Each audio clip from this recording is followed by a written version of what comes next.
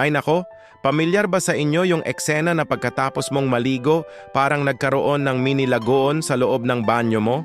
Nagmistulang swimming pool ang sahig at kahit may floor drain ka naman, parang nag-aalinlangan pa yung tubig kung aagos ba ito o hindi. Nakakainis, di ba? Kung oo ang sagot mo, baka hindi lang tubo ang problema. Baka mali ang slope o bagsak ng sahig ng CR mo. At hindi lang ito simpleng abala, delikado ito. Sa napakaraming tahanan sa Pilipinas, ito ang silent problem na araw-araw na kinakaharap. Yung banyo na laging basa, laging may naiipong tubig sa isang sulok, at higit sa lahat, nagiging sanhi ng aksidente. Kapag masyadong patag ang sahig o kaya naman mali ang direksyon ng pagkakahilig nito, hindi talaga aagos ang tubig papunta sa drain. Ang resulta, isang madulas at mapanganib na sahig. Imaginin mo, isang maling tapak lang. Lalo na para sa mga kasama nating bata o senior citizen, pwedeng mauwi sa disgrasya. Bukod sa panganib ng pagkadulas, ang laging basang sahig ay breeding ground din para sa mga amag, lumot at bakterya. Hassle na unhealthy pa. Pero huwag mag-alala dahil may solusyon dyan. Narito ang ating Smart Pinoy CR Floor Slope Tips para masigurong hindi ka na mamomroblema sa baha sa banyo. Ready na ba kayo? Una, tandaan ang standard slope. Para sa mga residential na banyo, ang tamang bagsak ay nasa 1 hanggang 2%. Sa mas madaling salita, para sa bawat isang talampakan o 12 inches na layo mula sa pader, dapat may pababa o bagsak na humigit kumulang 1/4 inch papunta sa direksyon ng inyong drain.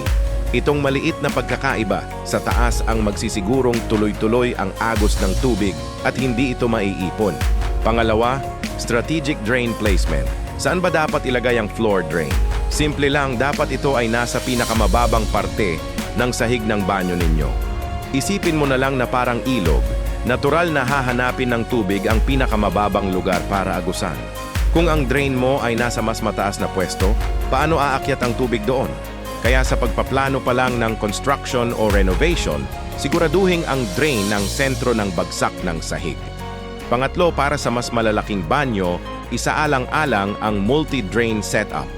Pwede kang maglagay ng isang drain sa loob mismo ng shower area at isa pa sa labas, malapit sa lababo o sa general floor area. Sa ganitong paraan, magkahiwalay ang agos ng tubig mula sa shower at sa iba pang parte ng banyo. Mas mabilis matutuyo ang buong sahig at mas maiiwasan ang pagkalat ng tubig. Effective ito lalo na kung may shower enclosure o curtain ka. Pang-apat at napakahalaga ay ang sloped tile installation. Kahit tama ang slope ng semento sa ilalim, kung mali naman ang pagkakakabit ng tiles, balewala rin ang lahat. Dapat siguraduhin ng inyong mason or tile setter na sinusunod ng bawat tile ang tamang bagsak. Dito pumapasok ang galing at karanasan ng gumagawa. Hindi ito basta-basta pagdidikit lang ng tiles. Ito ay isang sining na nangangailangan ng precision. At ang panghuli at pinaka-practical na tip: test before tiling and sealing.